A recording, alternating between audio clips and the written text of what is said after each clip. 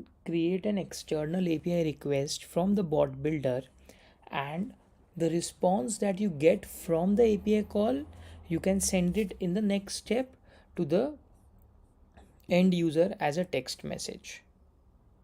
So we have this external API request for Zoho Desks, wherein we are creating a ticket via the API. So you need to have an external API request block, and you can fill all of your API details here, and then you need to click on run and save. This way one request or one sample request call would be done. Now in the next step,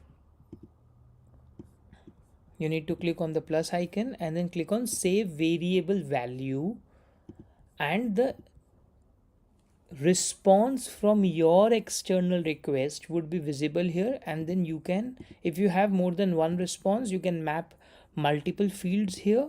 If you have only one response, you need to create a bot field, not necessarily exactly same as this same value. It might be different based on your requirement, and you need to map it here and then click on save action. So now what is basically happening, an external API request is being done. The response from the API call is the ticket number. We are saving it in a bot field here, and then in the next step we have mapped the particular bot field using this option. So the ticket has been generated and the bot field has been mapped. So why do you need to save the output of external response to bot field in the next step itself? Because bot presently have a memory of just one step.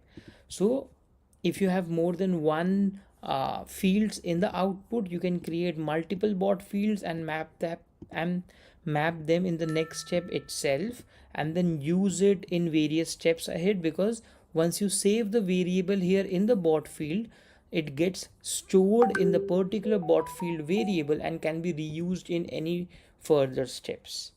Thank you.